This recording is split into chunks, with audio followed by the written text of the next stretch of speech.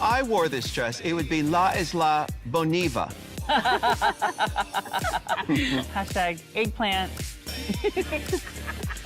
Has being involved in reality television changed how you watch reality television? Like, can you see the strings? You see all the BS, you know, you see all like, just watching it, I can see how they're being manipulated by producers, and you can see what's being cut out because you know it so well.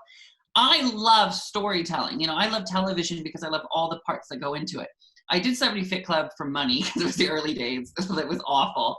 I did Big Brother because I love Big Brother. And I always say, I said I would watch and say I knew how to get to the end.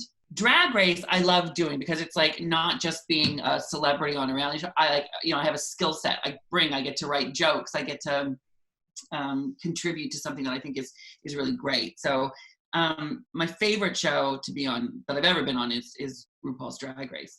So, but what's great about Drag Race is they don't really manipulate the story. It just is what it is. The backstage, those queens are in that workroom, you know, they are interacting however they can. The tensions are high. And then really when they're out on that runway, we stand back and it's like whatever happens, happens. So that's why I love our show, Drag Race. We can't manipulate how this works out. This week, we challenged our queens to bring 3 looks to the ball.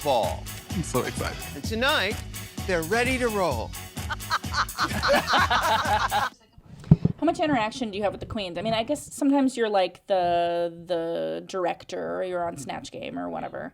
I really never see these queens out of drag until I watch the show back when it airs.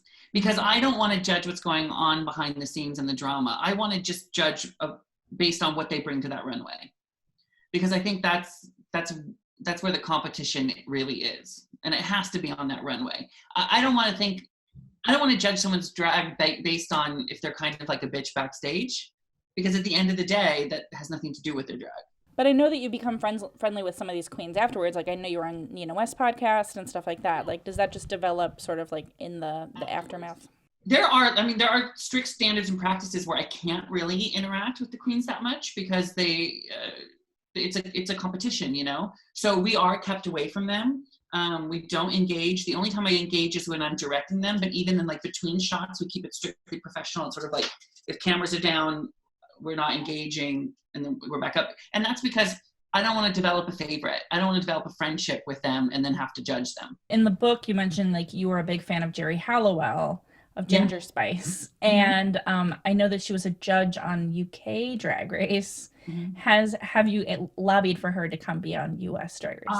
Yeah. I mean, I lobby for Eliza, I lobby for Celine, I lobby for a Madonna, I lobby for a Cher, I lobby for a Jerry Halliwell. But I mean, it's more just me being like, can you imagine, you guys, oh my God.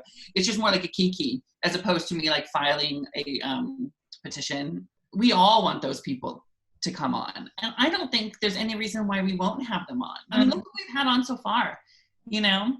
From Nicki Minaj to Miley to Gaga to Ariana Grande. I just think the sky's the limit. You get the best of both worlds. Mix it all together. Oh yeah. You haven't been involved in the whole run of the show. Like, there's been some changes, but like, have you gone back? Like, you know, sometimes I'll go back and watch, like, let's watch season 4, let's watch season 6. I do go back and watch the show because I was a huge fan before I was ever on the show. I would watch in my living room and like talk at the TV. So I do go back and watch it just to enjoy. But I think the show has really, truly, the essence of what the show is has stayed concrete throughout. You know, I think the culture's caught up to our show. And I do love this season so much because there are so many young kids. Gigi, for example, 21 years old. You know, our show's been on 11 years. She was 10 years old watching this show, you know? And just think about what you could, you know, the generations before us, what they could have accomplished if they had a show like ours on at 10 years old. I mean, you skip the whole thing of, is there anyone out there like me? You skip that whole chunk of your life. No matter what crappy little town you live in, you know that there's a community out there for you. And that's why I think someone like Gigi at 21 is so good. And you see that this season. Tonight, we really do have an opportunity to salute empowering representation in the media. We have an out and proud lesbian comedian. Thank you so much, Ross Mathews.